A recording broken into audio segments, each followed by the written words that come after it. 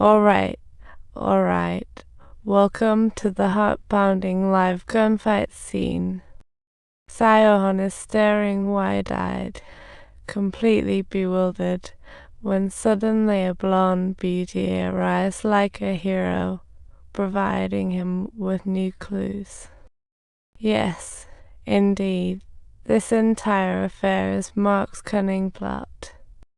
He saw on TV Sion became a police joke after his defeat. To clear his name, I'll surely go all out to uncover the truth, so Sarah gives Sion the Colonel's license info. If he checks the info via FBI system, the Colonel will notice, leading them to the big fish and his whereabouts. Sure enough, next day, Sion is abducted on the street by masked thugs, given a harsh treatment, and it's ensured no one hears. In the church for the speech, the bald swordman quickly hides behind Sion, yet bullets pierce his head as if guided. His buddy walks in to see what's up, but finds Sion has been whisked away by the masked men, who then confirm that he knows nothing crucial. They get ready to use special tools to stage a murder scene. Oh please, don't try too hard, that trick is new. The bald sword wielder sneaks out from behind Sion, preparing to stage his suicide scene in the church. After confirming there are no witnesses, the plot to fake his suicide is still in the works. Sion is taken by masked men again, who confirm he lacks key info after reassurance. Again snatched, Mark later takes Sion to a top arms expert in the mountains. The expert says only 4 can shoot from 2,200 meters, and apart from Mark, just 1 injured veteran remains. That's when Mark suddenly remembers the Colonel's disabled advisor was present when he reported his plan.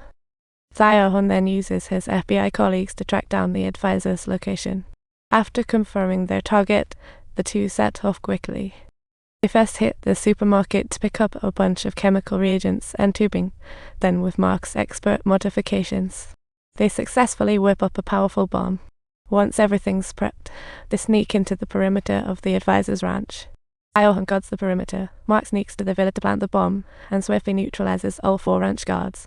Subtitles. He barges into the advisor's study, yet the advisor appears to have been expecting him, with no trace of panic on his face.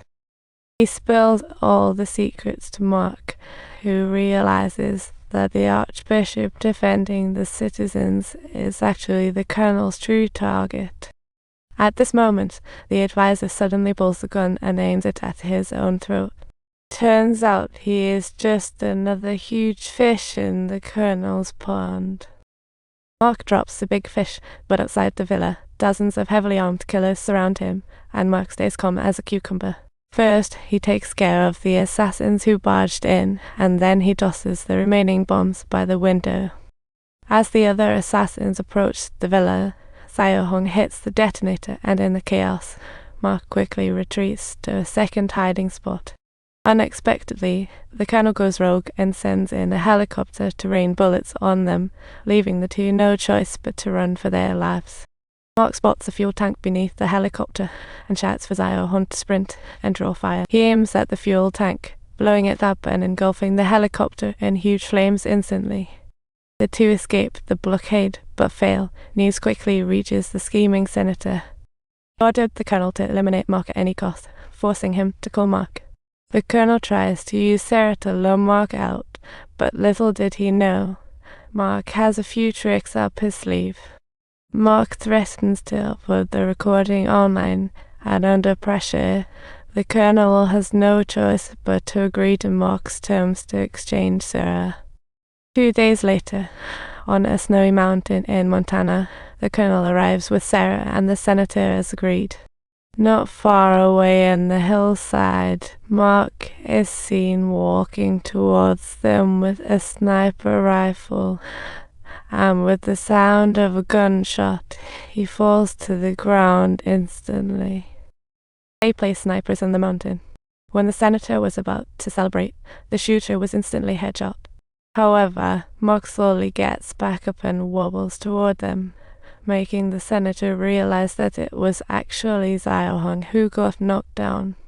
Thanks to Sion's restraining tactics, Mark successfully eliminates all the snipers deployed by the Colonel, with only the scumbag who kidnapped Sarah still letting out loud yells.